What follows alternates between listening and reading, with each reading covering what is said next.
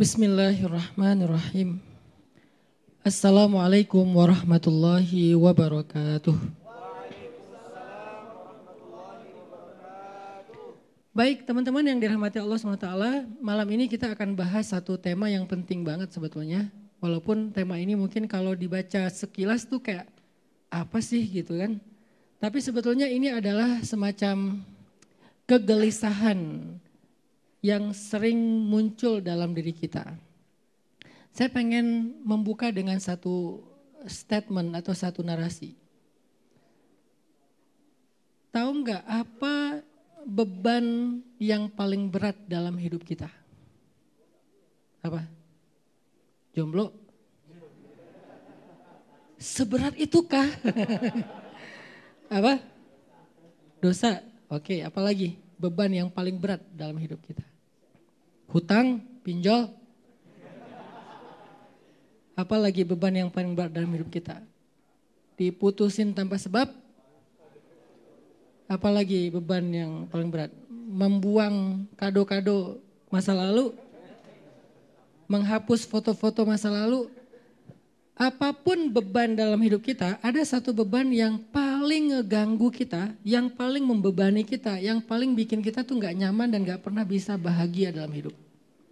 Dan ini jarang orang sadar.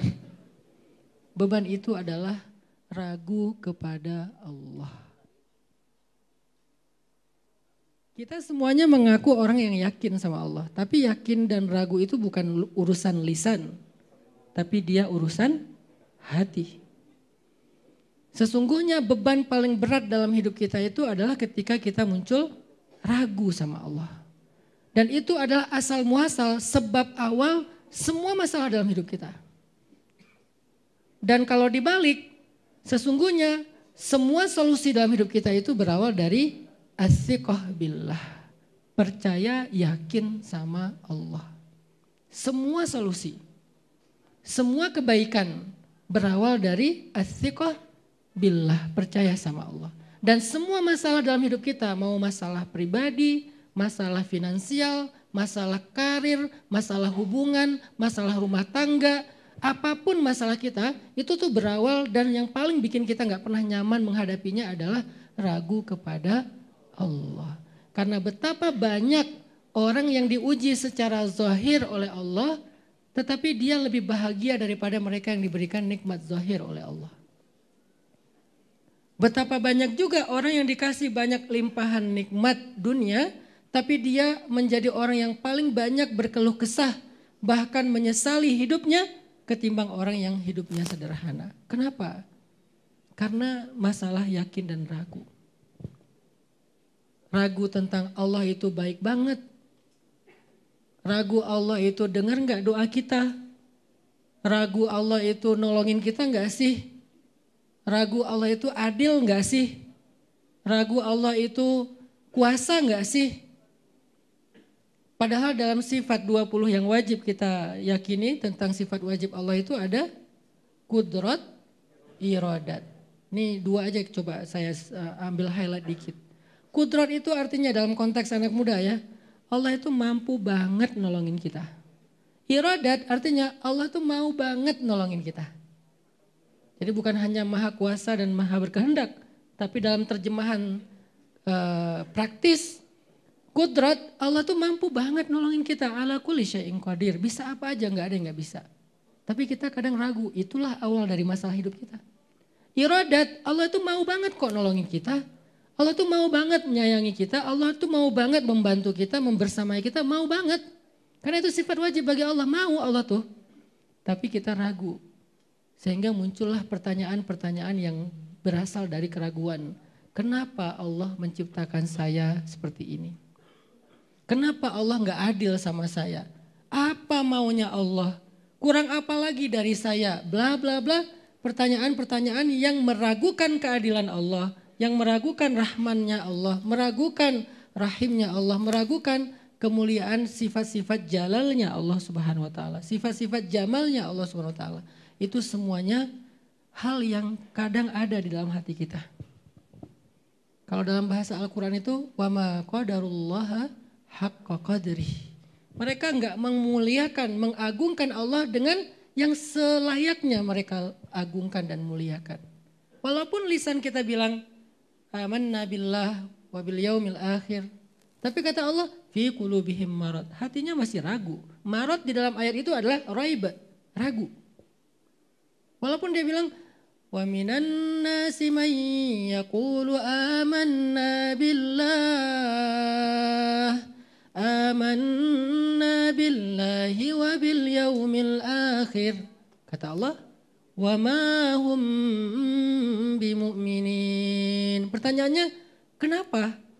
Fi qulubihim marad, fi qulubihim syak, raib, di hati mereka ada ragu. Qalatil a'rabu amanna qul lam tu'minu walakin qulu aslamna. Kok Allah enggak mengakui keimanan mereka padahal mereka bilang kami telah beriman? Jawabannya, walamma yadkhulul iman fi qulubikum. Makanya malam ini kita akan belajar. Ini belum sharing ilmu ya, ini baru prolog ini. Kita akan belajar dari dua guru kita, gimana ya cara menghilangkan anxiety dalam diri kita, kecemasan, keraguan, kebingungan, kebimbangan, salah satunya tentang keadilan Allah. Nah, kita akan mulai mendengar dari ahli hadis. Karena kalau langsung ke filsafat, khawatirnya kita noleh-noleh nih apa, ini tentang apa, aku ada di mana, apakah aku masih di dunia nyata. Filsafat, karena beliau doktor akidah filsafat lagi. Sebelum ke filsafat biar gak sesat ya. Kita belajar dulu kepada ahli hadis, kita dengarkan nasihat-nasihat dan ilmu dari guru kita Ustadz Abu Huzaifah. Tafadhal Ustadz.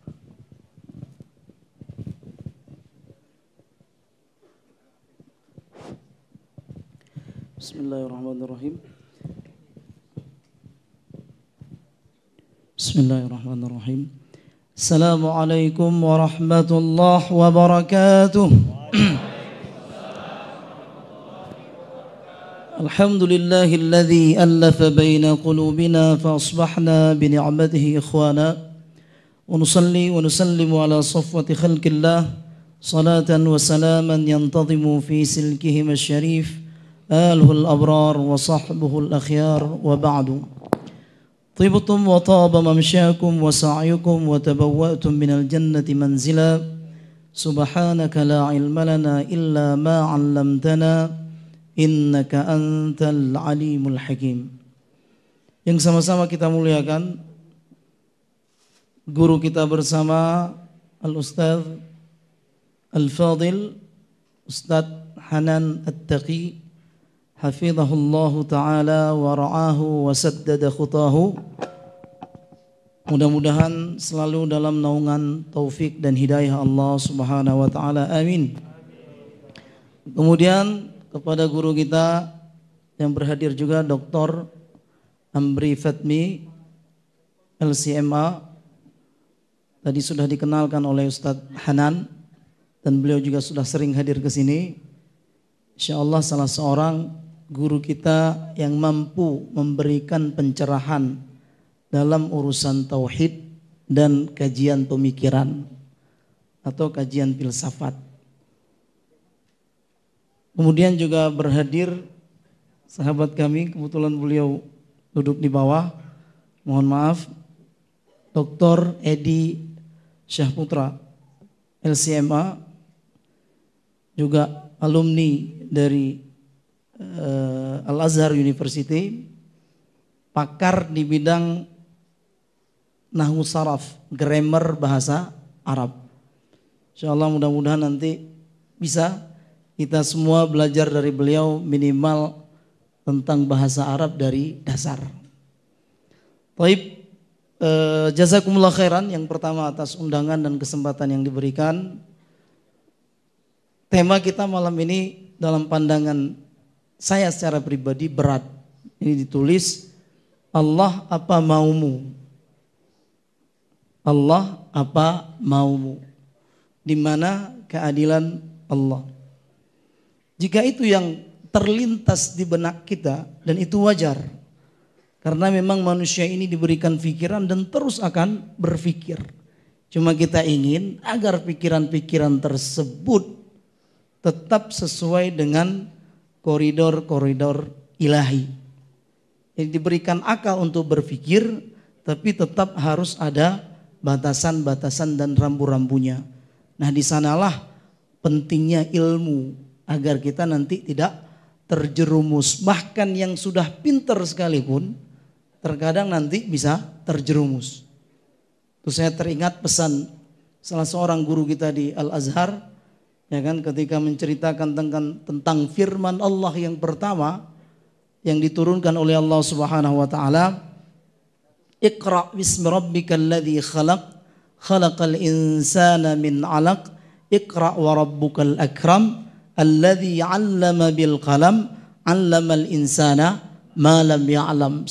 Sebelumnya kita nggak tahu apa-apa. Kemudian Allah mengajarkan kita. Ayat selanjutnya langsung Allah mengatakan, kalla innal insana layatgha. Jadi ntar kalau udah pinter banyak yang melenceng, banyak yang tersesat. Bahkan digunakan kepintarannya untuk menyesatkan. Nauzubillah summa nauzubillah. Allah apa maumu? Jika itu yang terlintas, maka kita ingin mempertegas yang Allah inginkan adalah kesuksesan kita dan semua kita ini masuk ke dalam surga Allah Subhanahu wa taala. Itu. Mana dalilnya? Faman zuhziha 'anil nari wa udkhilal jannata faqad faza. Jadi siapa yang diselamatkan dari neraka kemudian dimasukkan ke surga, merekalah orang-orang yang sukses. Yang Allah inginkan agar semua manusia ini sebenarnya masuk surga. Ini ketika itu kita bertanya, apa maumu? Allah ingin kita sukses bahkan di dunia sebelum di akhirat. Nah, ini yang pertama. Dan yang harus kita pahami, semua yang terjadi di alam ini karena diminta untuk menyampaikan dalil, jadi mungkin konsen saya di dalil saya. Tapi yang harus kita pahami, iradah Allah tersebut telah Allah tetapkan. Telah Allah tetapkan. Nah, ini yang terkadang sulit bagi kita. Bahkan terlintas pikiran-pikiran, bahkan keraguan-keraguan yang tadi disampaikan oleh Ustaz Hanan. Ingat, Allah inginkan kita sukses, tapi semua itu telah Allah tetapkan. Dalam sebuah hadis sahih, nah ini nanti kalau ingin ditanyakan hadisnya sahih Ustaz, sahih. Allah Subhanahu wa taala, Rasulullah SAW bersabda, Innallaha, ini yang harus kita pahami, kataba maqadiral khalaiqi qabla an yakhluqas samawati wal ard bi 50 alfa sanatin. Yang harus kita pahami semua, Allah telah menetapkan takdir makhluk sebelum Allah menciptakan langit dan bumi 50.000 tahun. Jadi sebelum 50.000 tahun diciptakan langit dan bumi, Allah sudah menetapkan takdir yang akan berlaku kepada kita, kepada manusia, makhluk, bukan cuma manusia. Yang dikatakan makhluk itu tentu akan dijelaskan oleh Ustaz Amri, masiwallah. Jadi alam itu, makhluk itu selain Allah. Jadi sudah Allah tetapkan semua. Nggak perlu dipikirkan. Semuanya itu sudah ditetapkan oleh Allah. Jadi sahabat dulu ketika Rasul menyampaikan itu, mereka sempat berpikir. Berpikir tidak salah, yang penting jelas. Jadi sahabat bertanya, kalau semua sudah ditetapkan, jadi pernah suatu hari Rasul mengatakan, ma minkum min ahadin illa wa qad kataba maq'aduhu minan nar wa maq'aduhu minal jannah. Semua kita ini udah jelas tempatnya. Tempat itu maksudnya nanti. Ingat, dunia ini bukan tempat kita. Kita ini hanya musafir, kita ini hanya pengembara. Jangan pernah berpikir kita akan lama. Walaupun pikiran-pikiran itu terkadang membuat kita lupa. Nah, Allah mengatakan semua udah jelas tempatnya. Nah, para sahabat berpikir kalau udah jelas takdirnya udah ada, afala nattakil, udah mendingan kita nggak usah ibadah. Afala nattakil. Kemudian Rasul mengatakan apa? Kalla. Jangan, tetap beribadah, tetap berbuat, tetap bekerja, tetap melakukan kebajikan. Kenapa? Karena kullun muyassar lima khuliqalah. Karena semua manusia yang telah ditetapkan takdirnya itu, maka akan dimudahkan kemana arah dia nanti ke depan. Jadi kalau orang-orang yang di masjid, insya Allah para ahli surga. Itu bukan kata saya. Orang-orang yang di masjid insya Allah tanda orang-orang beriman. Itu kata siapa? Kata Allah, bukan kata saya. Innama ya'muru masajidallah man amana billah wal yaumil akhir. Yang memakmurkan masjid Allah itu orang yang beriman kepada Allah. Kalau beriman kepada Allah, insya Allah tempatnya di surga. Jadi kita tetap terus, walaupun kehidupan ini sulit. Jadi yang harus kita pahami, semuanya itu udah takdirnya. Walaupun nanti terkadang pikiran-pikiran yang tadi dijelaskan oleh Ustadz itu menghantui kita. Dan nanti bahkan sampai kepada stadium 4. Hal yang paling berat yang akan kita hadapi. Pertanyaannya sebelum kita lanjutkan, dari mana pikiran itu Ustadz? Ya kan? Pikiran keraguan, pikiran ketakutan, kekhawatiran dari setan. Dari setan. Jadi pernah saya baca sebuah hadis ketika saya pertama sampai di Azhar. Hadisnya juga sahih dari riwayat Bukhari. Ya'ti asyaitanu. Jadi setan itu emang mendatangi kita. Mendatangi kita. Ya'ti syaitanu fayaqulu man khalaqa kadza. Setan datang menghampiri kita kemudian mengatakan, siapa yang menciptakan ini? Siapa yang menciptakan ini? Siapa yang menciptakan ini? Dan kita akan terus mengikuti hal-hal tersebut. Ini yang paling ekstrim dalam pandangan kita, dalam pikiran saya. Lebih ekstrim daripada sekedar keraguan-raguan tadi. Setan mengatakan siapa yang menciptakan ini, siapa yang menciptakan ini. Sampai nanti setan akan bertanya, siapa yang menciptakan? Allah. Man khalaqa rabbak. Ketika itu kata Nabi, ya kan? Fa idza balaghahu dzalika falyasta'idz billah wal yantahi. Kalau sempat itu terlintas di pikiran kita, maka stop dan beristighfarlah kepada Allah Subhanahu wa taala. Jadi pikiran-pikiran keraguan itu pasti akan menghampiri kita, pasti akan membuat kita bertanya, Allah apa maumu? Jangan ditanyakan, insya Allah Allah yang menginginkan kepada kita kebaikan. Nah poin terakhir, ini saya tidak ingin panjang-panjang, poin terakhir yang ingin kita sampaikan, walaupun ketetapan itu sudah ada, ingat, rahmat Allah itu tetap lebih dominan, tetap lebih luas daripada kemurkaan Allah. Jadi ada sebuah hadis, kata Rasul, lamma qadallahu al-khalqa, setelah Allah menciptakan makhluk, kemudian Allah menulis, kataba fawqa arsyihi, Allah menulis di arasy. Apa yang Allah tulis? Jadi arasy ini pertama sekali diciptakan oleh Allah Subhanahu wa taala. Jadi yang hadis tadi Allah menciptakan, menuliskan takdir 50.000 tahun sebelum langit dan bumi. Kemudian Allah mengatakan wa kana arsyuhu 'alal ma. Ketika itu arasy Allah ini sudah ada. Nah, setelah selesai penciptaan, Allah menulis di arasy, di Allah tentu yang menulis siapa? Qalam, ya kan? Setelah Allah menciptakan arasy, Allah menciptakan pena, qalam, dan Allah bersumpah dengan qalam. Nun wal qalami wa ma yasturun. Ya kan? Allah menulis, apa yang Allah tulis? Inna rahmati sabaqat ghadabi. Jadi kalau kita bisa melihat katakanlah arasy Allah, akan tertulis apa? Rahmatku mendahului kemarahanku. Artinya apa? Rahmatku itu jauh lebih luas daripada kemurkaanku. Para ulama membahas di sini. Ini yang harus kita pahami. Jadi kata Imam Ibnu Battal, salah seorang pensyarah Sahih Imam Bukhari, mengatakan, jadi rahmat Allah itu duluan dirasakan oleh makhluk sebelum kemarahan Allah. Jadi kita nggak perlu berkeluh kesah, karena yang hadir, yang menaungi kita itu sebenarnya rahmat Allah sejak pertama sekali kita diciptakan. Jadi Allah itu saat pertama sekali menciptakan makhluk sudah merahmati. Pertama sekali Allah menciptakan makhluk itu sebuah bentuk rahmat Allah. Kata para ulama, di mana rahmatnya? Kan sebelumnya kita nggak ada, kemudian diadakan, ya kan? Itu rahmat. Wallahu akhrajakum mim butuni ummahatikum la ta'lamuna syai'a, ya kan? Wa khalaqa lakumus sam'a wal absara wal afidah. Ya kan? La'allakum tashkurun. Jadi Allah menciptakan kita dari semula tidak ada kemudian menjadi ada agar kita bersyukur. Itu rahmat. Jadi sebelumnya kita nggak ada, kemudian kita ada, itu rahmat.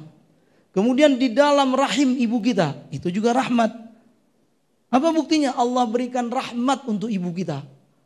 Rahmat apa? Rahmat sabar mengandung. Rahmat sabar menyusui kita, membesarkan kita. Itu rahmat Allah.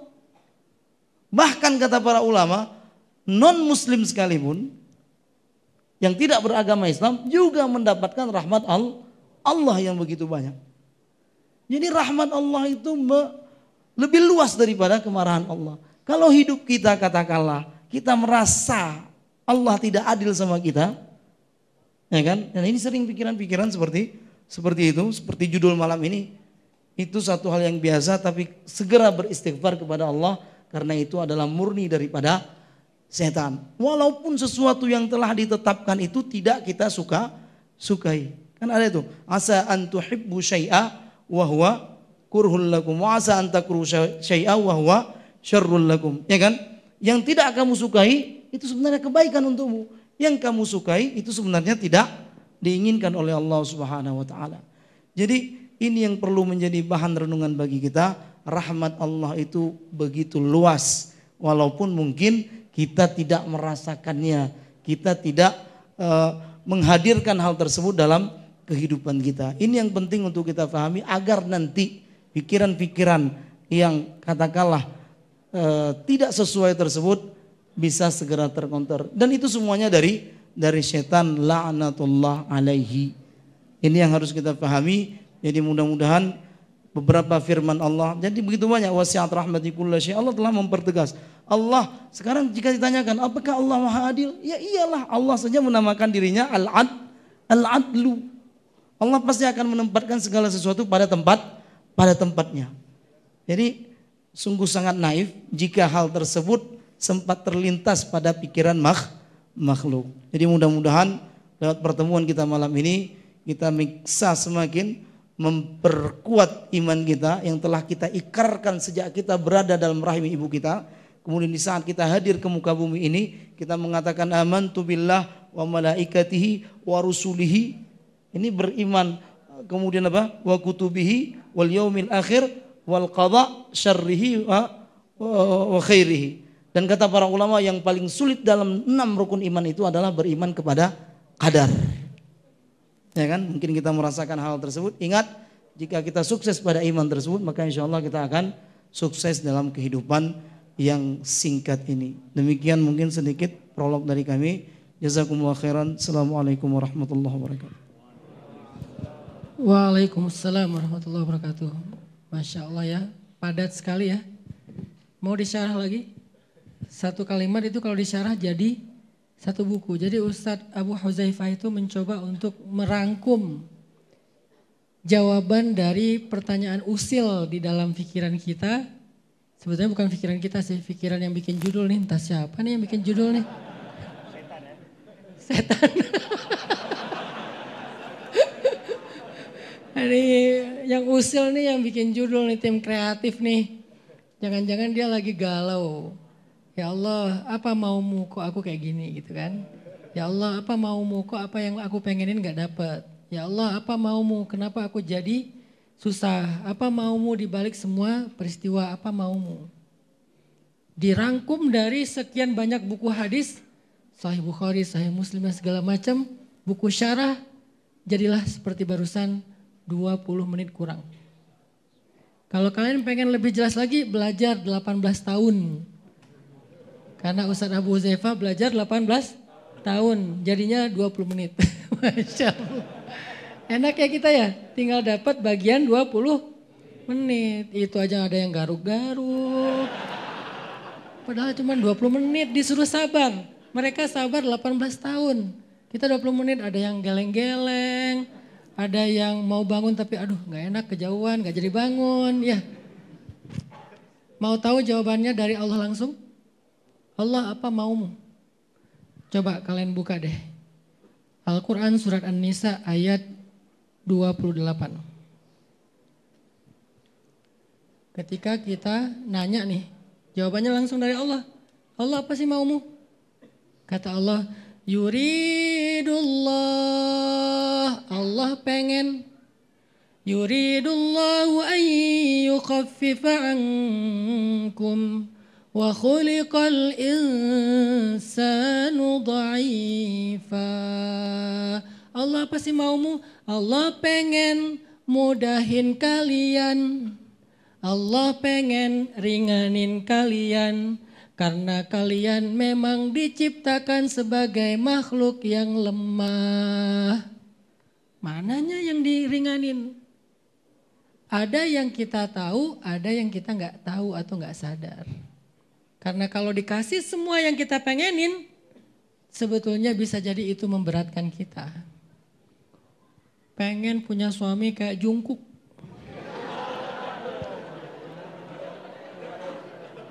Kayak Coldplay, kayak Aldi Taher. Pengen punya istri kayak black and white.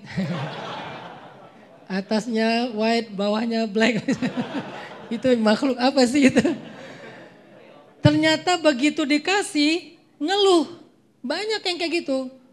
Aku nikah nih kayak gak berasa jadi istri, kayak jadi budak, kayak jadi asisten rumah tangga buat suami. Karena suamiku tajir, jadi dia arogan, dia superior, dia sombong. Terus akhirnya karena Allah tahu bakal kayak gitu, dikasihlah pasangan yang di luar ekspektasi kita. Terus kita nanya, Allah maumu apa sih? Allah jawab, yuridullah,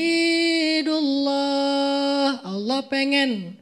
Ayyukhaffifa ankum, meringankan kalian. Kalian gak sanggup punya suami yang kayak gitu. Kalian gak sanggup punya istri yang kayak gitu. Aku tahu, kok bisa gitu? Wallahu ya'lamu wa antum la ta'lamun. Allah lebih tahu, kalian enggak tahu. Maka jangan, bukan ayat ya. Kalimatnya cuma sampai dan kalian tidak tahu. Mau tahu jawaban lagi dari Allah ketika kita tanya kayak gitu? Coba buka surat Al-Ahzab ayat 33. Di akhir ayat tuh. Surat Al-Ahzab ayat 33. Innama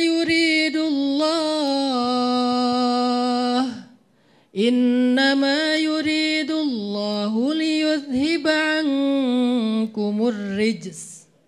Apa yang Allah mau? Allah ingin menghilangkan kotoran, keburukan, sesuatu yang gak baik dari kita. Apanya yang maksud Allah tuh? Misalnya Allah tuh suruh perempuan berhijab. Apa sih mau Allah tuh suruh orang-orang nutup hijab? Kan Allah sendiri yang menciptakan rambut saya. Allah sendiri yang menciptakan kulit saya yang berwarna bening, glowing, sampai lalat aja kepleset. Kan itu ciptaan Allah, kenapa harus ditutup? Kata Allah, Allah ingin menghilangkan keburukan. Keburukan dari mana? Keburukan justru yang muncul gara-gara keindahan yang kalian miliki. Keburukan di mana? Keburukan di take me out. Keburukan di micet. Gara-gara kamu terlalu indah. Keburukan yang ada di TikTok, bukan aplikasinya ya, tapi postingan, dampak dari postingannya. Sehingga disuruh jangan joget di TikTok. Terus di mana? Kan saya senang joget di kamar. Yang lihat siapa? Suami. Belum punya suami, makanya nikah. Itu maunya Allah. Ya. Apalagi? Masih butuh jawaban? Coba buka surat An-Nisa ayat 27. Udah belum tadi ini? Hah? Tadi berapa? Ini 27 nih, beda ya. Wallahu yurid, Allah pengen ayyatuba alaikum, memaafkan kalian. Allah pengen menghapus dosa kalian. Allah pengen menerima taubat kalian. Itu maunya Allah. Terus hubungannya dalam kehidupan kita apa? Kok saya dikasih masalah? Dengan masalah itu Allah menggugurkan dosa kalian. Kok saya sakit? Dengan sakit itu Allah menghapus kesalahan kalian. Kok saya dikasih ujian? Dengan ujian itu Allah ingin kalian membersihkan diri kalian. Allah cuma pengen bersihin kita, teman-teman. Kenapa sih curiga banget sama Allah? Kalau mau curiga itu sama setan.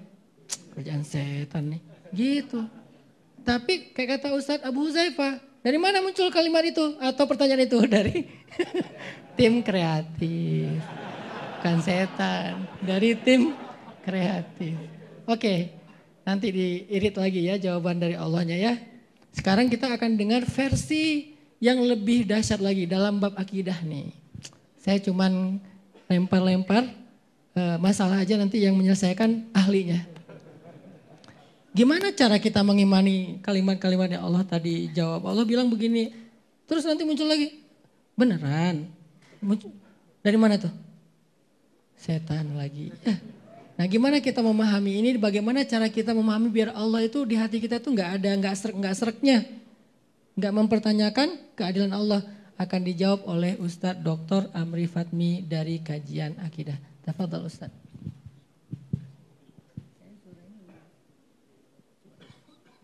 Bismillah. Bismillahirrahmanirrahim. Assalamualaikum warahmatullahi wabarakatuh. Alhamdulillahirabbil alamin, hamdan katsiran tayyiban mubarakan fih. Allahumma shalli wa sallim wa barik ala sayidina Muhammadin wa ala alihi wa sahbihi wa sallim. Subhanaka la ilma lana illa ma 'allamtana innaka antal alimul hakim. Allahumma 'allimna ma yanfa'una wanfa'na bima 'allamtana wa zidna ilma. Rabbana innana amanna faghfir lana dzunubana wa qina adzaban nar. Amma ba'du.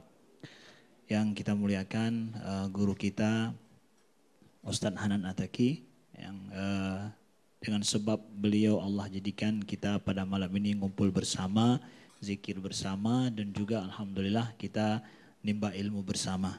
Nah, ini sebagaimana disampaikan tadi, inilah kawan, sama-sama kawan. Nah, kalau boleh anak katakan sama kawan-kawan semua di Bandung ini kawan ana.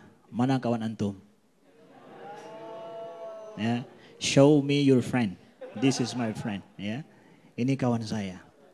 Mudah-mudahan suatu saat nanti kalian akan dengan bangga mengatakan this is my friend. Amin, insyaallah ya. Begitu ya. Kepada guru kita Ustadz Abu Huzaifah yang sama kami datang dari Aceh, kemudian juga kepada Dr. Edi Saputra yang membersamai kami di sini juga di pondok pesantren di pesantrennya Ustadz Hanan sudah beberapa hari alhamdulillah. Nah, baik, kita to the point, tidak lama 20 menit tadi, jadi saya akan ngambil juga 20 menit biar adil, tidak ada kezoliman di sini ya. Gitu saudara ya.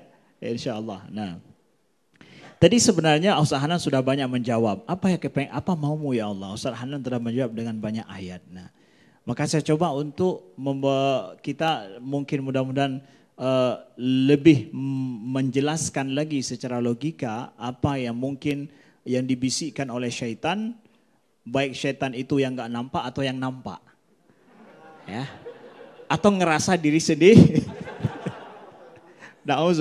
Nauzubillah. Nah, Ustadz Abu Huzaifah tadi ada kasih tahu bahwa Allah menjadikan kita untuk dirahmati. Dengan adanya kita sendiri itu sudah merupakan rahmat Allah, begitu ya. Nah, saya ingin meng-highlight sedikit apa yang beliau sampaikan bahwa secara logikanya juga kita dijadikan itu memang untuk dirahmati dan sudah menjadi rahmat. Coba sekarang buat pilihan. Misalkan nih dikasih pilihan kepada kita, mau ada atau tidak ada?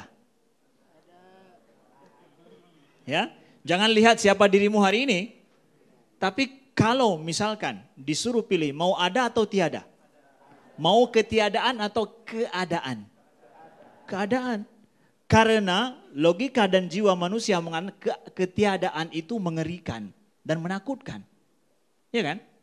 Yang ada itulah yang menjadi sebuah pilihan dan menyenangkan sebenarnya. Menjadi pilihan yang logis. Maka ketika Allah memilih kita untuk ada bukannya tiada, itu memberikan sebuah pilihan yang sangat logis bagi bagi kita itu sendiri dan dengan demikian kita dirahmati. Makanya para ulama akidah mengatakan rahmat Allah itu kepada kita dari sejak awal ada dua, rahmat ijad wa rahmat imdad. Rahmat ijad, rahmat dengan kita dijadikan ada, bukannya tiada. Lalu kemudian setelah kita ada, imdad, diberikan kebutuhan.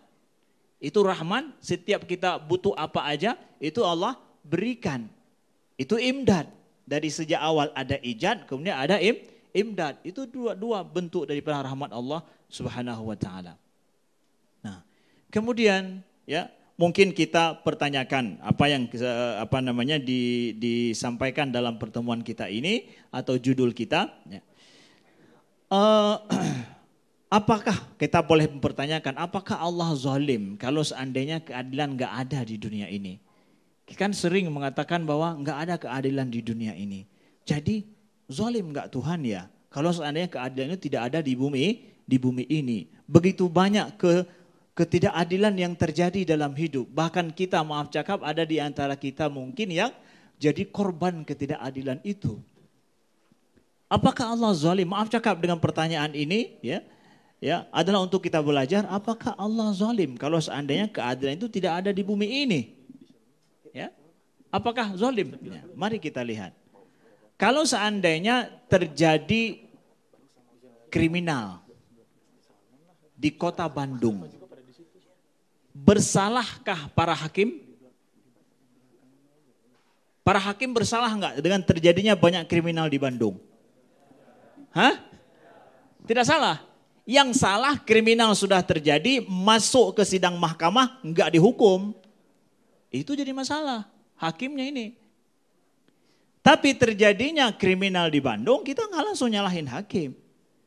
Ya, tapi sudah masuk ke persidangan, tidak diadili, ya, kriminal itu masuk ke persidangan juga tidak diberikan hukuman yang setimpal, ini yang menjadi kita pun jadi ribut. Kenapa hakim memaafkan? Ya kan? Nah, maka Allah Subhanahu wa taala sudah berjanji bahwa nanti pada hari kiamat, ya, Allah sudah berjanji kan? Al-yauma tujza kullu nafsim bima kasabat. La zulmal yaum, kata Allah. Hari ini akan diberikan ganjaran ataupun hukuman ataupun balasan bagi setiap jiwa manusia, setiap manusia terhadap apa yang mereka usahakan. Tidak ada kezaliman hari ini. Yang zalim kalau kita katakan kriminal ada, kejahatan ada, tidak ada keadilan di sana, tidak ada kehakiman di sana, tidak ada pengadilannya di sana. Itu yang menjadi kezaliman. Tapi Allah udah berjanji loh bahwa akan ada keadilan yang sesempurnanya nanti hari kiamat. La zulmal yaum. Hari ini tidak ada kezaliman sedikit pun yang bisa kalian bayangkan, tidak ada.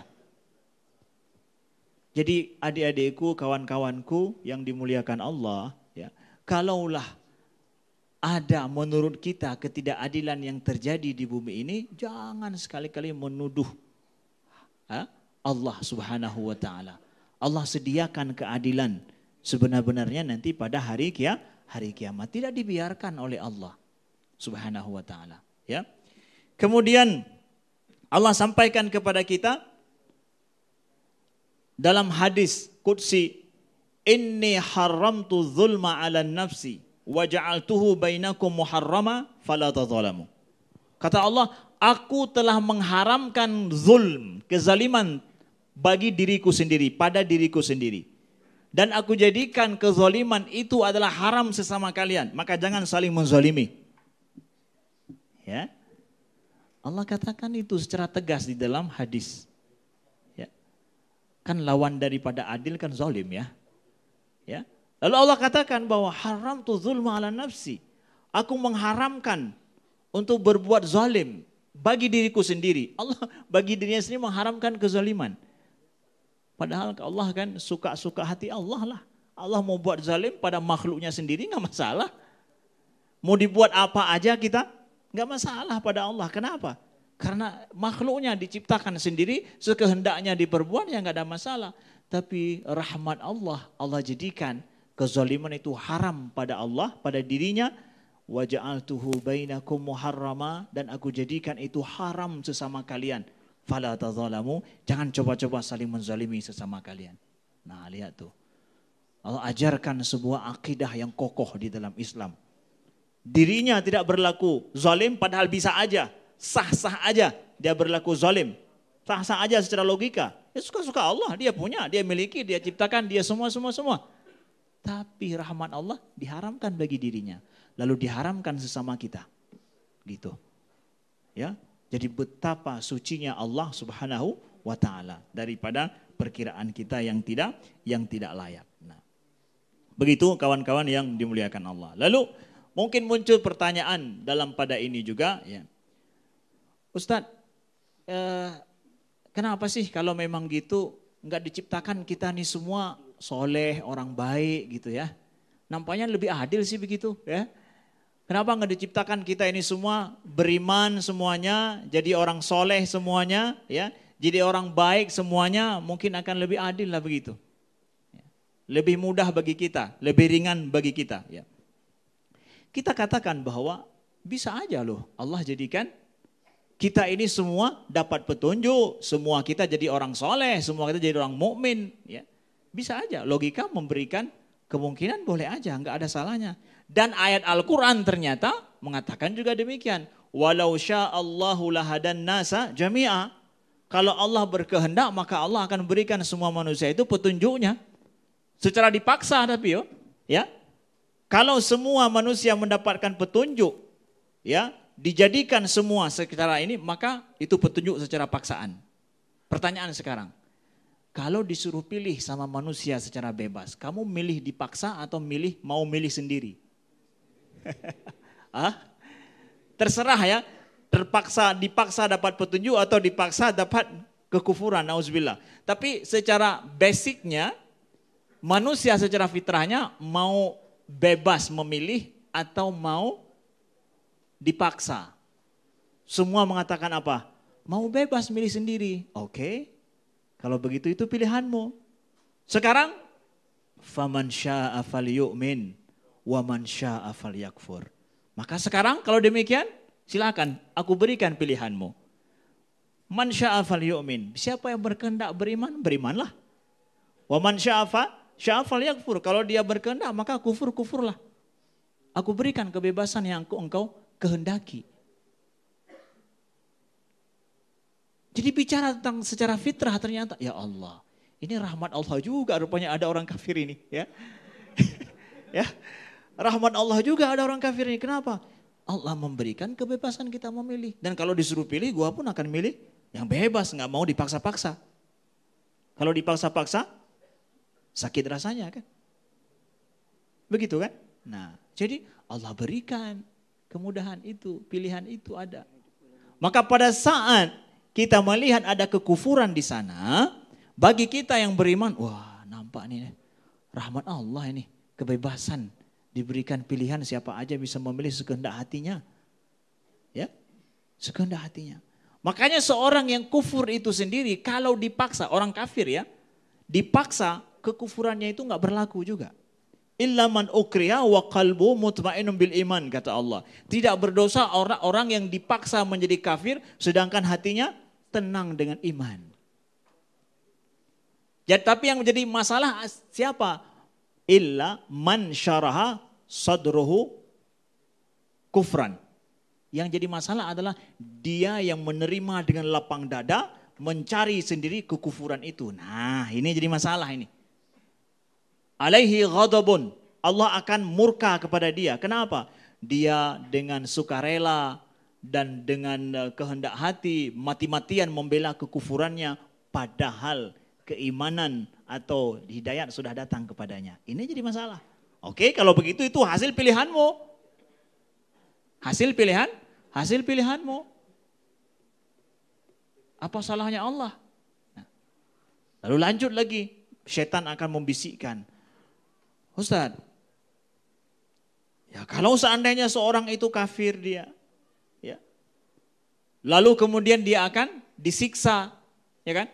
Disiksa dalam neraka, sebagaimana kita ketahui dalam agama kita, Ya, innal abrara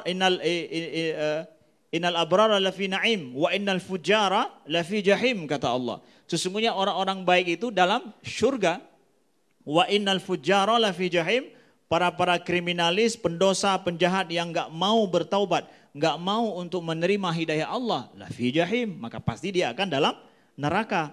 Itu sudah menjadi ketetapan Allah. Tapi Ustaz, ini dia hidup cuma misalkan hidupnya 60, 70 tahun, 80 tahun atau paling kuatlah 100 tahun dia hidup. Tapi kok disiksa lebih 100 tahun?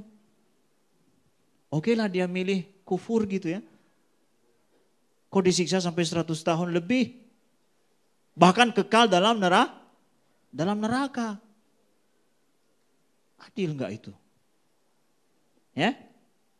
Itu syaitan yang membisikkan. Ya, bukan tim kreatif. Tim kreatif sudah selesai nih ya. Syaitannya balik bisik, ya kan? Ya. Gimana itu Ustaz? Adilnya di mana? Baik kawan-kawan dimuliakan Allah. Kalau ada yang nanya begini, berpikir begini bahwa masa sih dia kufur, memilih kufur dengan sukarela selama 100 tahun misalkan, kemudian disiksa kekal dalam neraka. Kita katakan Allah adil loh, gak zalim di situ. Kok bisa Ustadz? Karena kebalikannya, yang berbuat baik 100 tahun kekal di dalam surga juga. Kamu harus mikir ke sana juga. Ya, bahwa yang berbuat baik 100 tahun juga kekal di dalam surga. Silakan kamu pilih. Yang salahnya adalah dimasukkan ke dalam neraka, seperti itu dia milih kekufuran, masuk dalam neraka kekal di dalamnya, tapi nggak dikasih tahu dulu. Allah ngasih tahu dulu. Sekarang Allah ngasih tahu sama kita nih, bahwa innal fujara lafi jahim, orang yang fajir ya, berbuat kejahatan, orang-orang kafir yang dia menolak, kafir menolak ya, menolak kebenaran dengan sukarela. Bukan kafir, kadang dia nggak sampai hidayah kepadanya. Atau memang dia sama sekali tidak ada sebab yang mendatangkan pada dia hidayah daripada Allah. Itu kalaupun ada kafir menurut kita, tapi hidayah Allah nggak sampai kepadanya, menurut Ahlus Sunnah itu akan bisa masuk dalam orang yang diampuni nanti. Kenapa ya? Dia nggak sampai hidayah yang benar kepadanya, dia pun nggak tahu sama sekali. Karena menurut Ahlus Sunnah, ya Allah nggak akan mengazab sampai datang kepada seorang itu apa? Hidayah yang benar. Lihat tuh, bagaimana rahmatnya Allah. Ya, hidayah yang benar datang kepadanya. Nah, maka sekali lagi balik kepada pertanyaan tadi, Ustadz, kalau seandainya ada orang dia kufur 80 tahun disiksa, masa sih begitu? Ini pertanyaan orang yang hanya memandang sepihak saja. Kamu nggak lihat yang di sono, bahwa 100 tahun dia berbuat kebaikan juga misalkan dapat apa? Dan udah dikasih tahu sejak awal kepadamu, sampai kan ini kan, bahwa kalau begini kamu jadi begini, kalau begini jadi begini. Sampai kepadamu, sampai. Lalu kenapa engkau memilih ini? Padahal sama juga itu loh. Kenapa engkau memilih ini? Baik, contoh misalkan lagi. Di Bandung nih misalkan. Kalau ada yang begal, tembak mati. Ya, begal, tembak mati. Masa sih dia begal kadang cuma dapat uang 10.000. Ya, dia begal dapat uang 10.000, tapi tembak mati. Adil nggak tuh? Dia ngebegal dapat uang 10.000, tapi hukumannya tembak mati. Adil nggak tuh? Ya? Adil nggak tuh? Nyawa jadi ininya. Nggak adil kalau nggak dikasih tahu dulu.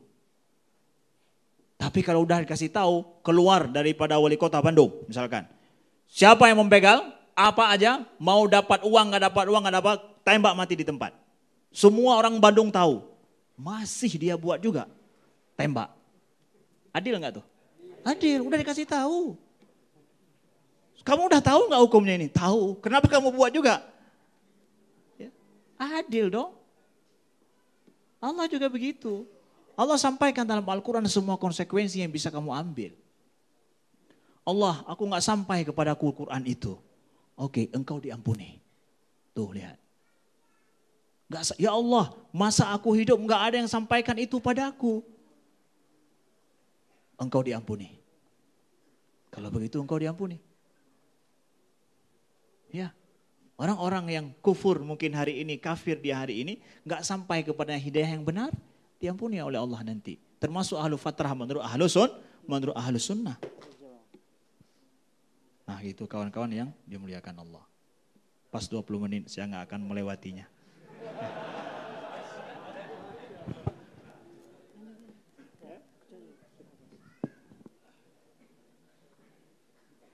Kayaknya yang jawab tadi tembak di tempat korban begal semua ya. Dan kita kayaknya perlu ada satu peraturan dari pemerintah ya. Yang menolak lamaran cowok baik-baik.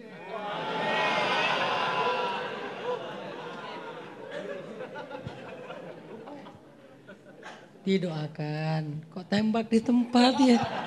Kejam sekali Anda tidak adil ya.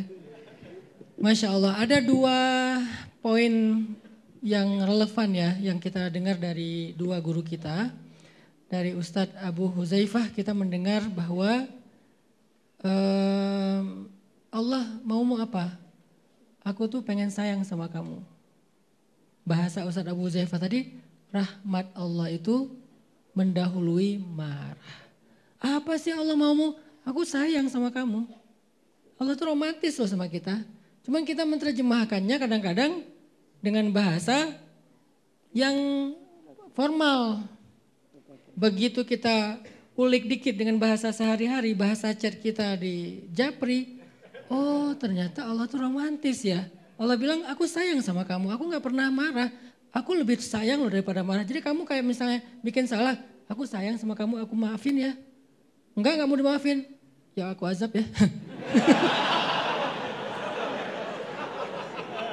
Yang kan udah mau dimaafin, kitanya nggak mau kan ya. Aku maafin ya, enggak. Aku maafin ya, enggak. Aku maafin ya. Berapa lama Allah nunggu kayak gitu? Seumur hidup kita loh ditungguin, siang ditungguin. Yang berbuat dosa di malam hari, Allah buka maaf di siang hari. Berbuat dosa di siang hari, Allah buka maaf di malam hari. Aku tuh sayang sama kamu. Terus kita dipanggil lagi. Hayya 'alas shalah.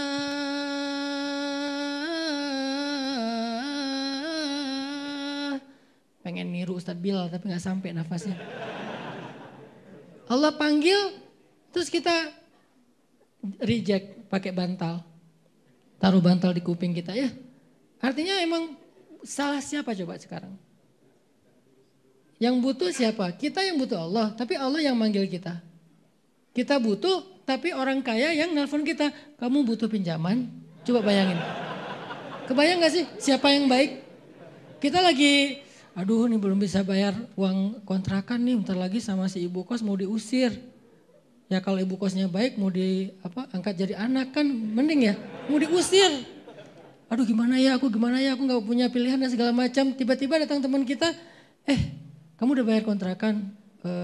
Belum sih, kamu butuh pinjaman, gak apa-apa aku kasih. Coba kurang baik apa tuh dia tuh? Kita yang butuh, dia yang manggil. Kita yang butuh, dia yang datang. Kita yang butuh, dia yang inisiatif. Kita yang dosa, kita yang salah, dia yang maafin duluan coba. Sini aku maafin. Yuk kita damai yuk. Kita aja dengan pasangan, yang udah punya pasangan, yang belum renungkan aja. Kita aja yang kalau dengan pasangan ya, pas lagi konflik, nih lagi rame tuh.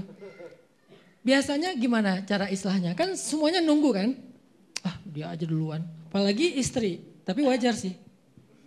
Makanya kalian belajar sifat Allah yang rahmah. Kita tuh jadi rohama, jadi orang yang irhaman fil ard sama pasangan. Jadi pas dia salah, yang aku udah maafin kamu kok. Itu tuh keren banget tuh suami kayak gitu tuh. Berdoalah kalian dapat suami yang kayak gitu. Jadi kalian bikin salah, aku udah maafin kamu. Kalian bikin salah, aku udah maafin kamu. Enak banget ya bikin salahnya ya. Masya Allah luar biasa. Syaratnya apa? Yuk kita damai yuk gitu. Tapi kalau udah maafin masih gak mau damai, ya salah sendiri. Ya udah, gak aku beliin skincare ya.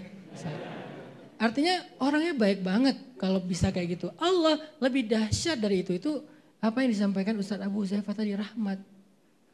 Terus yang disampaikan Ustadz Amri, Allah itu gak pernah zalim sama kita. Aku gak pernah jahatin kamu, aku gak pernah abai sama kamu. Salah satu ayat romantisnya apa? wadduha wal laili idza saja ma wadda'aka rabbuka wa ma qala. Aku enggak pernah ninggalin kamu, aku enggak pernah benci sama kamu. Coba kurang baik apa Allah? Enggak pernah aku ninggalin kamu. La takhafa, enggak usah khawatir. Inni ma'akuma asma'u wa ara. Aku bersama kalian, aku mendengar, aku melihat. Jadi kalau ada apa-apa, tenang aja, la tahzan. Kalla inna ma'iya rabbi sayahdin. Jadi Allah tuh nggak zalim sama kita. Tapi yang luar biasa juga tadi disampaikan Ustaz Abu Zaifah, ketika Allah menciptakan khalaik, menciptakan segala macam selain dirinya, berarti semuanya makhluk. Allah menetapkan satu kalimat yang bisa jadi pegangan kita nih. Kalau mau husnuzon sama Allah, pegang kalimat ini yang digantung di arasy. Apa kalimatnya? Inna rahmati sabaqat ghadabi. Sesungguhnya sayangku mendahului marahku. Sebel bete itu manusia. Allah sayang kasihan gitu, beda kalimatnya. Kita sebel bete nggak mood. Agak-agak baik dikit. Yang makan di mana kita serah. Itu tuh udah mending tuh. Allah sayang kasihan nolongin maafin semuanya yang baik-baik. Dan itu adalah penjawantahan dari kalimat rahmati wa rahmati wasi'at kullasyai. Ada di mana-mana. Bukan cuman rahmatku itu cuman di sini. Kalau kalian pengen ya ke sini aja. Enggak. Butuh rahmat, sini atuh. Enggak gitu Allah. Wa rahmati wasi'at kullasyai. Kamu mau dapetin rahmatku di situ ada, di situ ada, di situ ada. Di mana-mana ada coba. Masih komplain juga dasar tim kreatif. Coba buka lagi Al-Quran surat Al-Baqarah ayat 185. Apa maumu ya Allah? Yuridullahu bikumul yusra wa la yuridu bikumul usra. Allah pengen untuk kalian kemudahan. Allah enggak pengen untuk kalian kesusahan. Apa sih maksud Allah itu harus halal, haram, wajib, nggak boleh segala macam. Ngapain sih ribet banget Islam teh? Ngapain sih ribet banget agama teh? Kenapa kita nggak bebas aja? Apa sih maunya Allah? Justru syariat, justru agama, justru ayat, justru hadis, justru nabi, justru risalah. Itu tuh pengen mudahin kita. Saya kasih contoh, mudah mana syariat sama kebiasaan. Contohnya apa? Gak usah jauh-jauh lah, pernikahan. Pernikahan itu syariat yang mudah. Mudah banget loh. Mulai dari apa? Mulai dari apa? Ngelamar. Datang cowok baik-baik. Modalnya cinta. Ditanya kerja apa? Mencintai. Itu kan sebuah pekerjaan ya. Udah punya pekerjaan? Udah. Apa kerjaan kamu? Mencintai. Dengan setulus hati. Wah, pekerjaan yang sangat mulia. Berapa penghasilannya? Langit dan bumi aku berikan. Datang dengan baik-baik, orangnya soleh, orangnya gak macam-macam. Ngelamar cewek nih. Kata mertuanya, dari mana lo? Dari sebelah Pak, saya tetangga. Oh gak pernah ngeliat. Bapak gak pernah ke masjid ya? Oh iya. Ini menantu macam apa ya? Belum jadi menantu udah kritik. Saya orangnya kritis Pak. Kamu udah punya pekerjaan, lagi nyari. Kamu segala macam. Akhirnya ditolak nih. Keluar dalil. Kalau datang laki-laki yang baik-baik, nanti Ustadz Abu Huzaifah yang coba tanya ke beliau ya. Ustadz saya butuh banget tuh ayat hadis itu tuh. Saya butuh banget hadis itu. Kalau perlu ya pas datang ke calon mertua bawa buah. Terus kasih dalil, tulisin. Rasulullah bersabda, kalau datang kepada kamu laki-laki baik-baik, agamanya benar, jangan dipersulit, mudahin. Allah aja bilang aku ingin mudahin kalian, masa Bapak mau nyulitin saya? Pakai dalilnya, cuman saya lupa itu riwayat apa ya Ustadz ya? Nanti, ya ada nanti sama Ustadz Abu Huzaifah nanya. Dijawab sekarang, jangan. Di mana jawabnya? Di pesantren. Ya, pesan sponsor. Di masjid, rohilah di sana dijawabnya. Artinya Allah tuh pengen mudahin kita. Akhirnya dari ngelamar dimudahin. Terus pas pernikahan, pernikahan tuh gampang banget. Yang bikin ribet kita, lupa wae. Saya terima apa ya Pak ya? Gampang kalau nggak hafal, pakai catatan, contekan. Satu-satunya contekan yang dibolehkan dalam hidup kita tuh contek dalam akad nikah. Yang lain nggak boleh. Contek calon PNS nggak boleh, ujian nggak boleh. Akad nikah boleh contek, nggak usah malu. Kata Pak Penghulu, udah hafal? Belum Pak. Ya udah nih saya kasih contekannya. Live boleh ngasih contekan. Saya terima nikahnya Fulana binti Fulan dengan mana sah, belum. Kata siapa? Kata mantan si cewek. Gak rela dia, gak sah. Ternyata mantan, mudah. Gak bisa bahasa Arab, bahasa Indonesia. Gak bisa hafal, nyontek. Salah, batal gak pernikahannya? Kata yang lain, tadi ada jeda agak lama. Kenapa sejeda? Deg-degan. Kenapa sejeda? Galau. Kok masih galau? Teringat ada jeda terus nggak jadi misalnya nggak jadi nggak sah gitu kan? Boleh diulang nggak? Boleh. Berapa kali? Ya sesabarnya mertua aja. Berarti yang salah siapa? Mertua. Allah mah sabar. Seharian juga hayu. Mertua. Kamu serius nggak sih nikah mana gua? Kan gitu ya. Berarti yang mempersulit adalah calon. Bukan Allah, Allah pengen mudahin.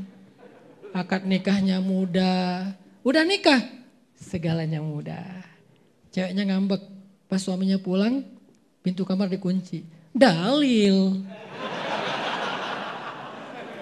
Kalau dia nggak mau mendatangi panggilan suaminya gitu kan. Emangnya dalilnya buat cewek doang? Enggak, buat kita lebih banyak loh. Tapi nanti sesinya. Ini saya cuma simulasi aja ya, betapa mudahnya agama Allah. Allah tuh pengen mudahin kita loh, bukan pengen nyusahin kita. Jadi kalau kita tanya apa mau Allah? Allah gak ada mau kecuali kebaikan bagi kita. Terakhir coba buka lagi ayat Ali Imran 108.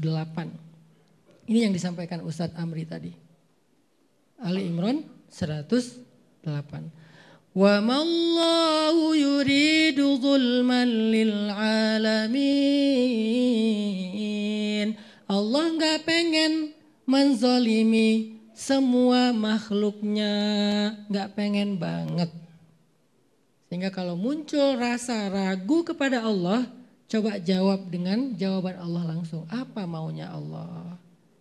Kurang lebih seperti itu. Insya Allah kita ada waktu 15 menit. Nah ini spesialnya kalau datang guru-guru kita ada sesi tanya jawab. Kalau sama saya tidak ada sesi tanya jawab karena tidak ada jawaban. Berhubung di depan kita para ahli, nah kita bukalah sesi tanya jawab. Tapi akan dipimpin sama Kak Buni dan Kak Dika. Silakan Kak Buni. Ya, ada yang mau bertanya langsung kepada para gurunda kita ya. Ini luar biasa sekali. Satu orang sebelah sana, 2 ya. Mohon maaf Ustadz berapa? 3, 3 dulu ya. Yang ahwat 1 ya, yang belakang sana. Oke. Yang tengah, iya. Iya kamu iya. Kamu iya ya.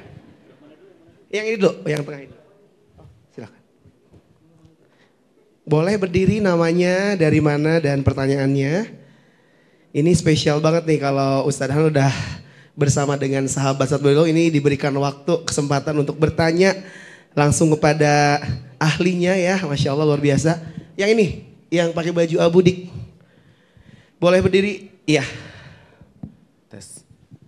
Bismillahirrahmanirrahim. Assalamualaikum warahmatullahi wabarakatuh. Waalaikumsalam warahmatullahi wabarakatuh. Jazakumullah khairan kasiran kepada para ustadz yang sudah menyampaikan ilmunya, Masya Allah daging banget, saya banyak sekali belajar. Izin bertanya Ustadz, baik ke Ustadz Amri, Ustadz Abu Zaifah maupun Ustadz Hanan. Jadi saya itu kemarin belajar sempat di hadis Arba'in nomor 4 bahwasanya ada kalimat yang menyatakan hadisnya itu ada seseorang yang bertahun-tahun melaksanakan amal ibadah ahli surga. Tapi takdir Allah, dalam tanda kutip, takdir Allah mendahuluinya melakukan amalan neraka, maka masuk neraka. Begitupun sebaliknya. Dan sebaliknya ada juga pernah dengar cerita tentang seorang pembunuh yang udah membunuh ratusan orang di pembunuhan yang ke-100, dibunuh lagi, mau taubat, di perjalanan mau ketemu syekh selanjutnya untuk bertaubat, meninggal di tengah jalan, dihitung ternyata jaraknya lebih dekat kepada syekhnya, akhirnya dikalkulasi masuk ke dalam surga. Nah lantas bagaimana kita cara mengimani hal tersebut? Yang katanya kalau Allah Maha Adil, dari hadis ini gimana cara kita mengambil pembelajaran tersebut? Jazakallahu khairan katsiran. Assalamualaikum warahmatullahi wabarakatuh. Waalaikumsalam. Tadi namanya siapa, Bang? Umar. Umar, oke. Siap. Ya. Selanjutnya, Dik, yang ahwat dulu yang belakang biar dekat. Maaf. Yang tadi yang ngacung, nah itu. Jangan susah-susah ya Mbak. Mungkin hadis tentang tadi. Ikhwan. Hadis innamal a'malu binniyat gitu yang gampang. Assalamualaikum warahmatullahi wabarakatuh. Waalaikumsalam warahmatullahi wabarakatuh. Ustadz, saya pernah mendengar katanya apa yang kita cintai, Nama. Nama saya Anissa Hanif, asal Malang tapi stay di Bandung. Oke, Masya Allah. Saya pernah mendengar bahwasannya apa yang kita cintai dan yang memenuhi hati itulah yang akan Allah uji gitu Ustadz. Apa yang memenuhi isi dalam hati itulah yang Allah uji. ngeri banget ya? Seperti contohnya kayak kisahnya Nabi Ibrahim dengan Nabi Ismail yang mana beliau mendambakan sosok anak dan ketika diberi sama Allah justru itu yang dikorbankan gitu Ustadz. Diuji dengan yang paling dicintai ya? Iya. Gitu. Terus Ustadz pertanyaannya saya adalah, alhamdulillah kemarin saya sempat Kesana. Mukadimahnya panjang banget ya.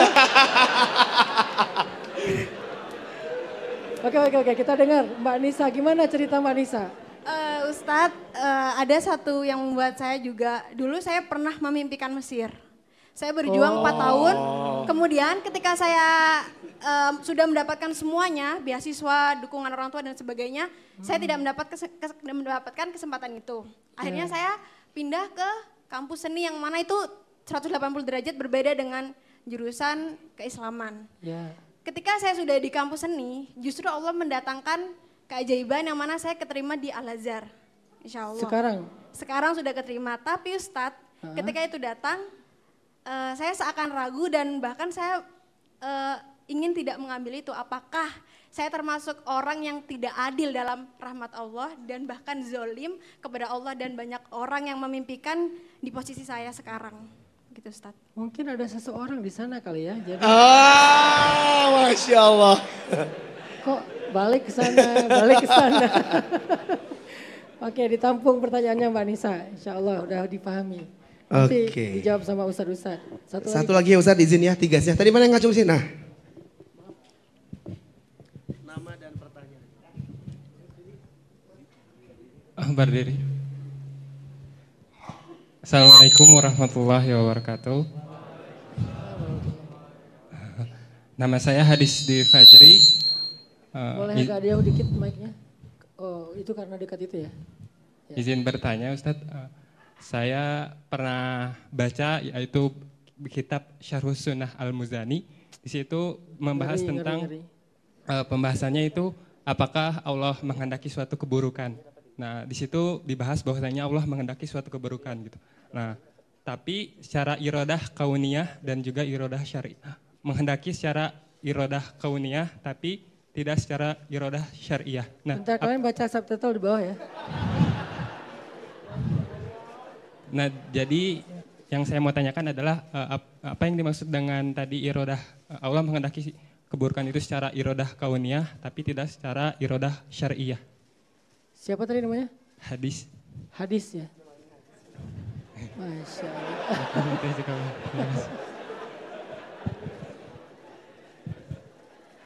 Baik. Masya Allah, silahkan Gurunda. Luar biasa ya. Pertanyaannya berat-berat, berhubung berat, saya serahkan. Pertanyaan pertama dari Kang Umar. Nah, ini tentang hadis, katanya ada orang yang sabakot mendahului dia sebuah ketentuan Allah sehingga dia yang tadinya mau masuk surga jadi masuk neraka, bla bla bla bla. Silakan Ustadz Abu Huzaifah karena ini hadis.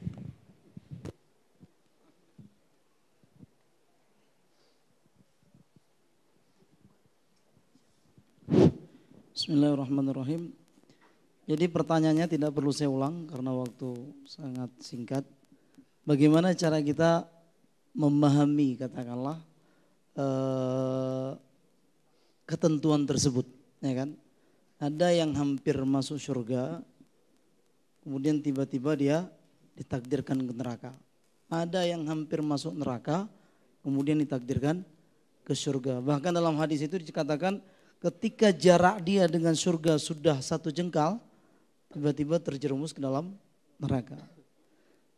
Begitu juga sebaliknya. Kemudian hadis seorang laki-laki yang membunuh 99, kemudian karena dia kecewa, akhirnya dia kembali membunuh 1 orang lagi hingga genaplah 100 orang. Nah, bagaimana kita memahami hal tersebut? Seperti tadi yang sudah dibacakan oleh Ustaz Hanan. Wallahu ya'lamu wa antum la ta'lamun. Kenapa Allah menginginkan seperti itu? Sebenarnya pelajaran dari hadis tersebut banyak. Tapi kalau dari sisi tinjauan iman kepada qadar, itu yang Allah inginkan. Kita bisa menganalogikan dengan kisah Nabi Khidir dan Nabi Musa. Ya kan? Salah satu kejadiannya apa? Ketika Nabi Musa berguru kepada Nabi Khidir, salah satu peristiwa yang terjadi, Nabi Khidir membunuh seorang anak kecil. Bukan dewasa, anak kecil. Nabi Musa itu kan tipikal beliau sangat reaktif terhadap kezaliman, ya kan? Jadi Umar itu diibaratkan seperti Nabi Musa dan Nabi Nuh. Abu Bakar seperti Nabi Isa dan Nabi Ibrahim, ya kan? Reaktif beliau tersebut, tidak bisa melihat kezaliman. Padahal posisi beliau ketika itu sebagai murid. Ketika melihat Nabi Isa Nabi Khidir membunuh seorang anak kecil, laqad ji'ta syai'an nukra, kalau saya tidak salah, ya kan? Engkau sudah melakukan sebuah perbuatan yang sangat bejat. Nah, ini kalau kita bahasakan, sangat mungkar. Nah, kenapa? Terakhir kan dijelaskan dalam tafsir, anak tersebut kalau nanti besar, dia akan berbuat kezaliman. Itu ketentuan Allah. Bukannya Nabi Khidir tahu, tapi Allah memberitahukan Nabi Khidir. Jadi semua kesimpulannya, yang terjadi itulah takdir yang diinginkan oleh Allah. Yang hikmahnya itu hanya Allah yang tahu. Tadi kita di mobil sempat ngomong-ngomong sama Dr. Amri, kita bilang walaupun demikian tapi banyak juga dalam syariat ini hampir semua sanggup kita logikakan.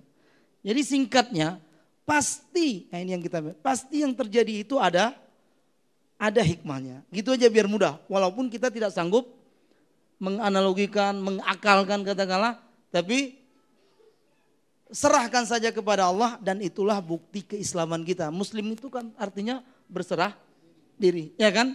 Dengan ketentuan Allah. Jadi ketika ditanya bagaimana sikap kita terhadap peristiwa tersebut, ya kita mengatakan amantu billah. Ya, selesai. Ya kan? Aku beriman dengan Allah, dengan qada dan qadar Allah, khairihi wa syarrihi. Saya rasa itu mungkin yang singkatnya. Selanjutnya tentang apa? Yang kedua tadi pertanyaan Al-Azhar. Oh, Al-Azhar. Dari Mbak siapa tadi? Mbak Nisa. Dia pengen ke Al-Azhar, keterima. Ada satu masalah, akhirnya tadinya beliau mau ngambil jurusan agama, ya tiba-tiba masuk ke kampus yang katanya 180 derajat berbeda, berarti jurusan anti agama.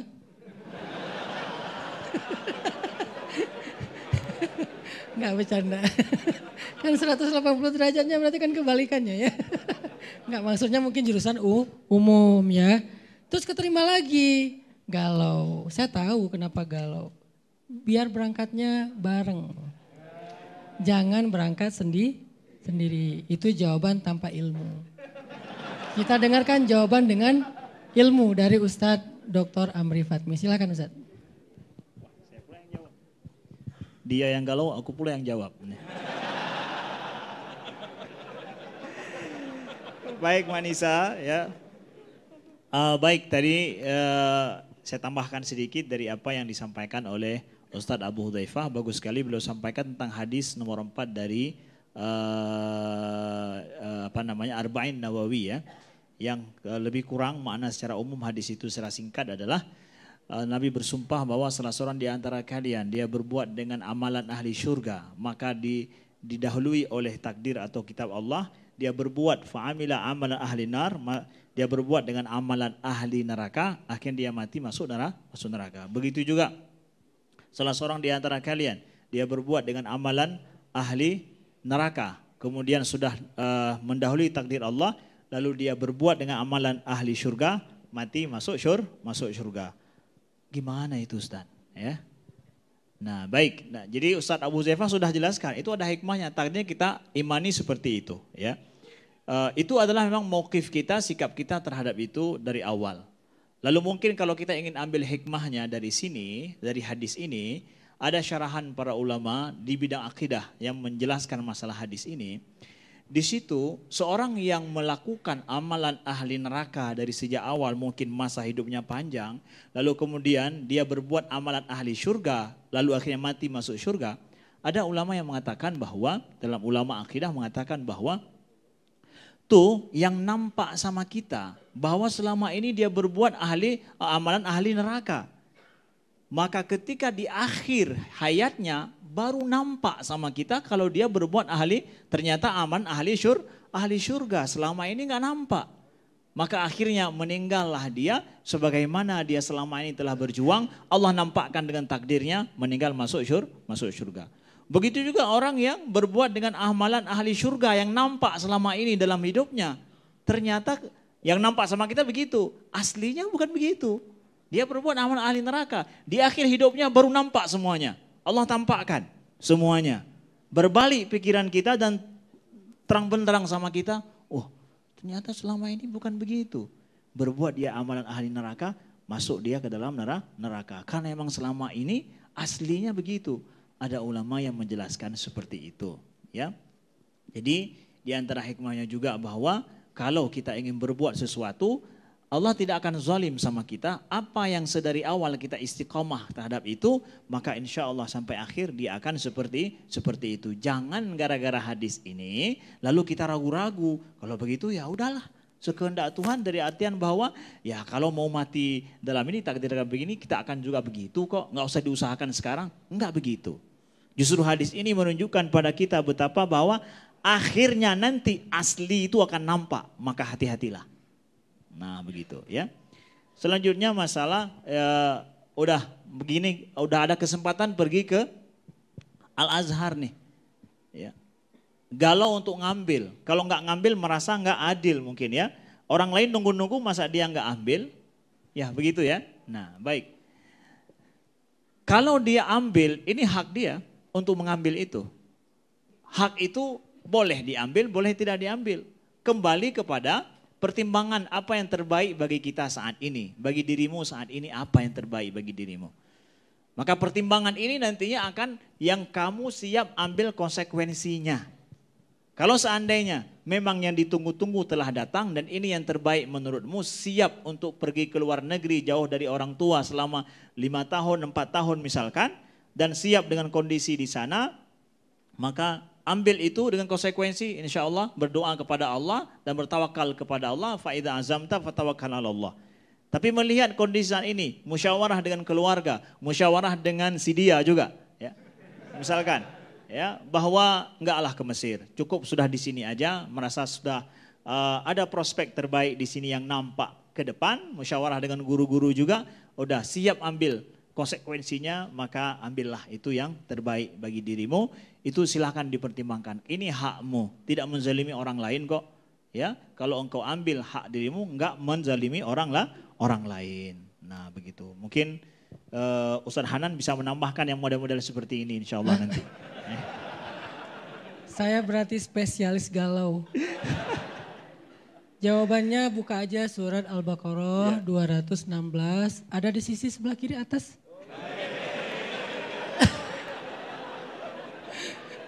Pas dicari mana? Nggak ada. Saya sih nggak sekeren Ustaz Adi Hidayat, tapi emang di sebelah kiri atas sih. Wa asa an takrahu syai'an wa huwa khairul lakum wa asa an tuhibbu syai'an wa huwa syarrul lakum. Bisa jadi kita pengen ini padahal menurut Allah itu nggak baik. Bisa jadi kita pengen itu padahal menurut Allah ini yang baik dan seterusnya. Udah Allah lebih tahu, kita nggak tahu. Kalau udah terjadi gimana? Fa in karihtumuhunna fa'asa an takrahu syai'an wa yaj'alallahu fihi khairan katsira. Kalau udah terjadi sesuatu terus kita nggak suka, katakan saja la'allahu khair. Mudah-mudahan ada kebaikan. Itu cara menyikapi hal yang di luar ekspektasi dan harapan kita dalam hidup. Udah sesederhana itu galau itu ya. Lanjut ke Mas Hadis. Masya Allah. Nanyanya pakai bahasa Arab, saya juga bingung. Gak ada subtitle ya. Nah kita, karena ini pertanyaan akidah ya. Tentang ketetapan kauniyah ya. Ya dijawab sama dokter akidah. Baik, ditanya tadi tentang bahwa di dalam kitab Sunnah Al-Muzani disebutkan atau mungkin syarah sunnah ini dalam syarahannya ya, yang mensyarahnya menjelaskan bahwa keburukan itu terjadi dikehendaki oleh Allah juga ya, dikehendaki oleh Allah tapi dengan kehendak kauniyah bukan kehendak syar'iyah. Apaan sih maknanya itu Ustaz ya? Mungkin yang mensyarahnya ini enggak mensyarah sampai ke situnya, mendingan dijelaskan lagi gitu ya. Nggak tahu kalau kita baca di Bandung nggak paham itu ya. Kalau di Arab mungkin dia paham. Nah, baik kawan-kawan, para ulama Ahlussunnah sebagian membedakan antara iradah kauniyah dengan iradah syar'iyah. Iradah kauniyah artinya adalah kehendak Allah yang berlaku di alam secara umum. Ya, berlaku di alam secara umum, sedangkan iradah syar'iyah itu adalah kehendak Allah yang Allah perintahkan kepada kita yang kita harus melakukannya. Ya, Allah kalau kita katakan Allah menghendaki nggak orang sholat dengan orang tidak sholat? Ya, orang boleh nggak memilih sholat atau tidak sholat? Terjadi nggak orang sholat dan tidak sholat? Kalau udah terjadi ya dikehendaki. Kehendaki secara kauniyah namanya. Tapi secara syar'iyahnya yang mana diperintahkan? Diperintah sholat atau diperintah tidak sholat? Diperintahkan untuk sholat, itu namanya iradah syar'iyah. Gitu bedanya. Ya, jadi kalaulah itu terjadi dengan iradah kauniyah, tapi iradah syar'iyah justru kebalikan, yang disuruh yang baik-baik, yang itu tidak diizinkan, tidak disuruh untuk melakukannya. Walau karena Ahlussunnah ulama Ahlussunnah dalam akidah mengatakan masya'a kana wa ma lam yasha' lam yakun. Apa yang dikehendaki Allah itu terjadi, enggak dikehendaki enggak terjadi. Nah sekarang hari ini ada kejahatan yang terjadi, dikehendaki enggak? Kehendaki. Kita katakan iya, kalau enggak akan terjadi. Tapi itu iradahnya itu iradah kauniyah. Ya, begitu kawan-kawan dimuliakan Allah. Malam besok insya Allah kita akan membahas lebih lanjut tentang masalah kalaulah Tuhan itu ada dan dia maha baik, kenapa ada kejahatan terjadi di bumi? Dan ini menjadi masalah dengan kaum ateis. Perdebatan panjang di sini. Ya, insya Allah. Stay tune dan malam besok. Baik, Masya Allah. Teman-teman, saya juga pengen sedikit memenuhi ada kegalauan. Karena kan saya spesialis galau ya. Galau Ustadz, kalau kita udah ditetapkan masuk neraka, tadi hadisnya walaupun sepanjang hidup kita berbuat kebaikan, akhirnya neraka juga. Kalau udah kita ditetapkan masuk surga, sepanjang hidup kita berbuat dosa, ujung-ujungnya surga juga. Terus apakah kita pasrah aja? Bentar. Coba kita pahami dulu nih, singkat aja nih. Kalau kalian pengen belajar lebih jelas lagi tentang takdir, ikut sharing time. Ini bukan promosi ya. Ikut sharing time karena di situ kita membahas tentang khusus bab takdir. Dalam angle konstruktif, bukan kritik. Mempertanyakan kenapa begini, kenapa begitu. Tapi supaya kita terbangun persepsi tentang takdir. Kenapa? Karena orang kalau benar dalam belajar takdir, al-imanu bil qada'i wal qadar yuzilul hamma wal hazan. Justru takdir itu obatnya galau. Iman kepada takdir itu tuh obat galau. Apa galau bahasa Arabnya? Ham. Rasa cemas, rasa khawatir, rasa bingung. Justru obatnya apa? Iman kepada takdir. Tapi kenapa saya kalau bahas bab takdir makin galau? Berarti nggak konstruktif belajar takdirnya. Nggak ngerti apa maksud dari iman kepada qada dan qadar. Singkat aja ya, kata Syekh Asy-Syahid Ramadan Buti. Ini definisi qada dan qadar dulu biar nggak salah paham. Kata beliau, al-qada ilmullah fil azal bi kulli ma sayajri fil kaun. Qada itu adalah ilmu Allah yang terdahulu, yang udah lama banget, ilmu di sisi Allah SWT yang terjadi, apa yang terjadi di alam semesta. Jadi qada itu ilmullah. Terus qadar itu wuqu'ul asya' muwafiqatun li'ilmillah. Qadar itu kejadian yang terjadi sesuai dengan ilmu Allah atau qada Allah. Jadi qada ilmu, qadar wuku' atau kejadian. Kedua ini tertulis di dalam Ummul Kitab. Wa indahu Ummul Kitab. Di sisi Allah ada kitab catatan qada dan qadar. Dalam hadis yang kelima dalam kitab Arba'in tadi, bahasanya gini, dan mendahului dia Alkitab. Yang mendahului itu apa? Alkitab. Apa arti Alkitab di situ? Salah satunya adalah ilmullah. Kemudian yang kedua adalah wuqu'ul asya', kejadian. Pertama ilmu Allah, kedua kejadian. Artinya Allah udah tahu. Semua itu Allah tahu, nggak ada ceritanya jangan salahin Allah dong, kan Allah nggak tahu. Nggak bisa, Allah tahu yang belum, yang sedang, yang akan. Allah tuh tahu dalam qada, nggak ada satupun yang terjadi di luar ilmullah, ilmun. Makanya ada sifat ilmun.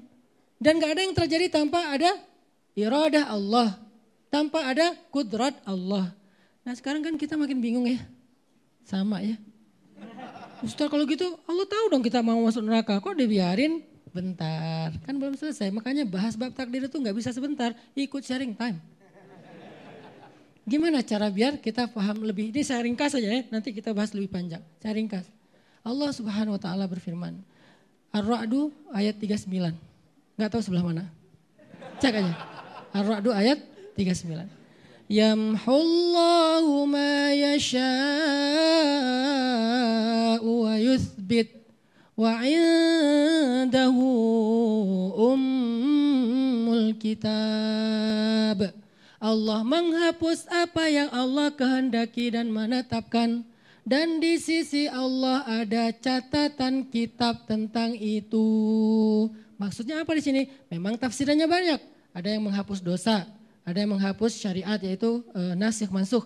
Tapi jumhur ulama tafsir berpendapat yang dihapus di situ adalah halu wuqu'il asya. Keadaan kita ketika kejadian itu terjadi. Husnul atau su'ul. Itu yamhu. Karena Allah berkehendak.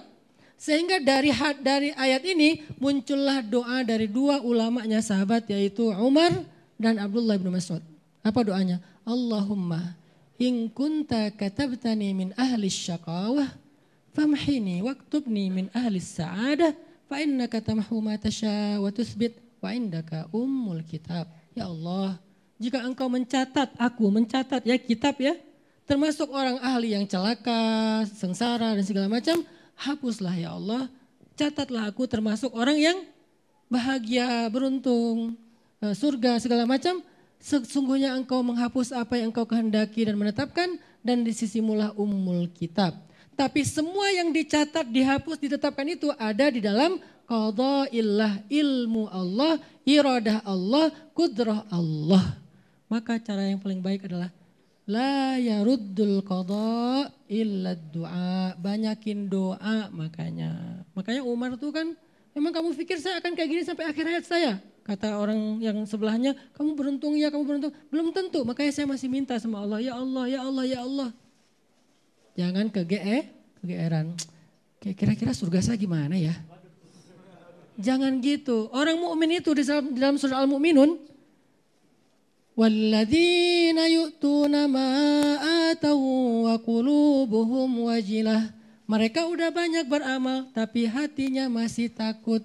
Itu harusnya cara kita melihat takdir dengan roja, husnuzon, dan terus memperbaiki diri. Dukung dakwah kami dengan like dan subscribe, semoga rezeki kalian berlimpah.